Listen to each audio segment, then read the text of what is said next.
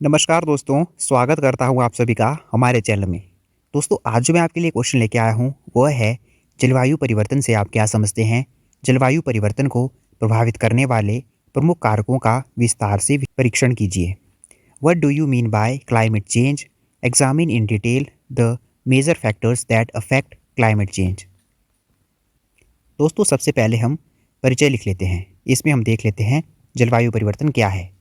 जलवायु परिवर्तन का तात्पर्य किसी क्षेत्र की जलवायु में लंबे समय तक होने वाले महत्वपूर्ण बदलावों से है।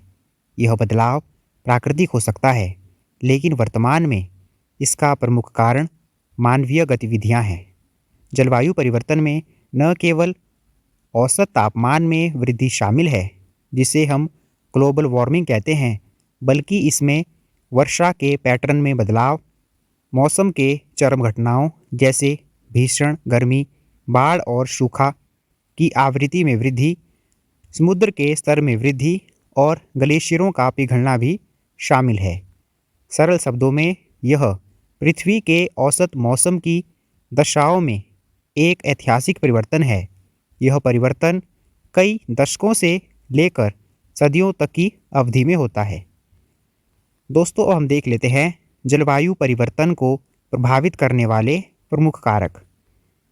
जलवायु परिवर्तन को प्रभावित करने वाले कारक मुख्य रूप से दो श्रेणियों में विभाजित किए जा सकते हैं: प्राकृतिक कारक और मानव जनित यानी कि मानव निर्मित कारक।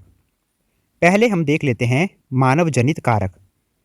ये कारक वर्तमान में जलवायु परिवर्तन के सबसे बड़े और सबसे महत्वपूर्ण चालक हैं।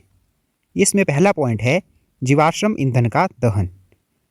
कोयला, पेट्रोलियम और प्राकृतिक गैस जैसे जीवाश्म ईंधन को जलाने से कार्बन डाइऑक्साइड और अन्य ग्रीन हाउस गैसों का बड़ी मात्रा में उत्सर्जन होता है।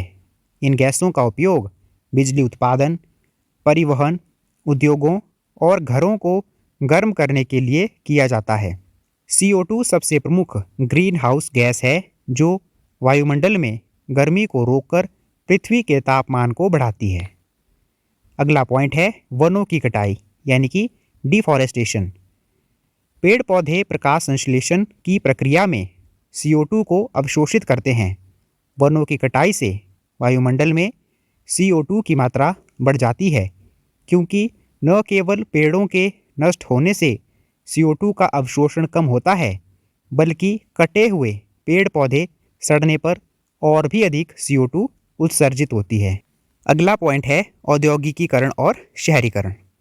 औद्योगिकीकरण के कारण कारखानों और फैक्ट्रियों से बड़ी मात्रा में ग्रीन हाउस गैसें निकलती हैं। शहरीकरण के कारण भी ऊर्जा की मांग बढ़ती है, जिससे जीवाश्म ईंधन अधिक उपयोग होता है। कंक्रीट के जंगल और डामर की सड़कें भी गर्मी को अवशोषित करती हैं, जिससे शहरी क्षेत्रों में हीट आइलैंड प्रभाव पैदा होता है। अगला पॉइंट है कृषि और पशुपालन।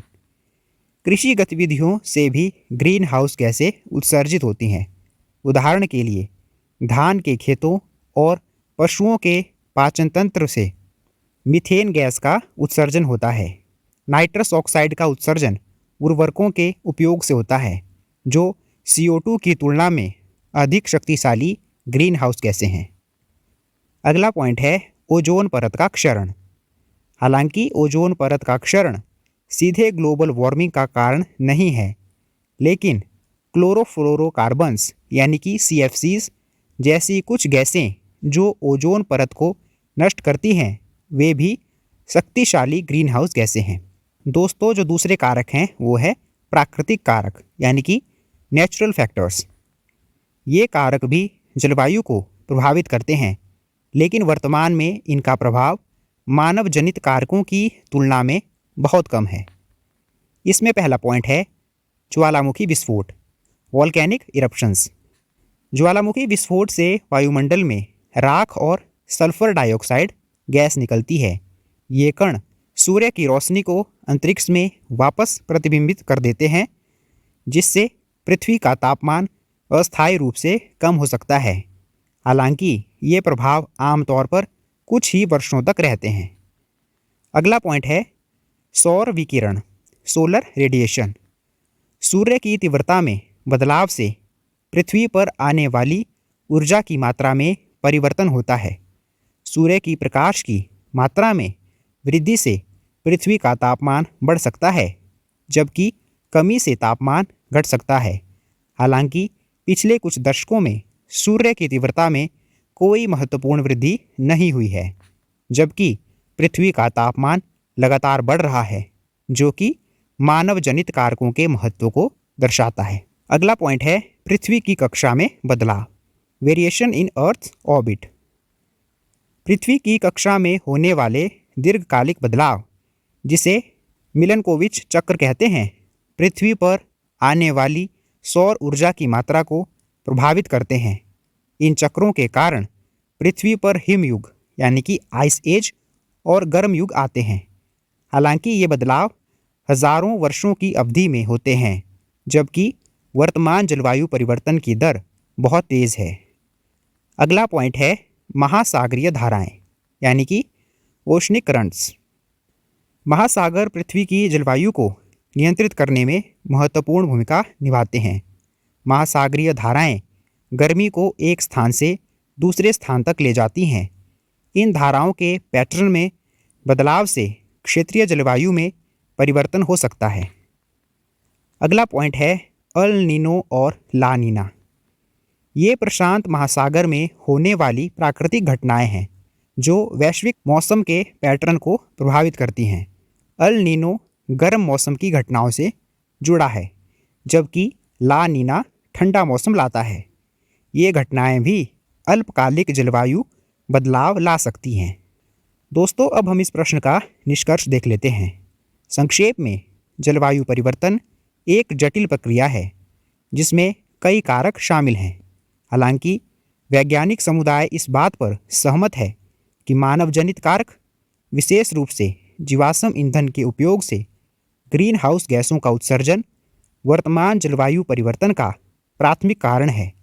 इन कारणों को नियंत्रित करना ही भविष्य में जलवायु परिवर्तन के गंभीर प्रभावों को कम करने की कुंजी है। तो दोस्तों, यह था हमारा आज का टॉपिक। जलवायु परिवर्तन से आप क्या समझते हैं? जलवायु परिवर्तन को प्रभावित करने वाले प्रमुख कारकों का विस्तार से परीक्षण कीजिए। दोस्तों, उम्मीद करता हूं कि आपको आज का टॉपिक आसानी से समझ आ गया होगा, और अगर आपकी आज की वीडियो से हेल्प हुई हो तो आप इस वीडियो को अपने दोस्तों के साथ शेयर कर दीजिए, इसे लाइक कर दीजिए और हमारे चैनल को सब्सक्राइब कर दीजिए। धन्यवाद दोस्तों।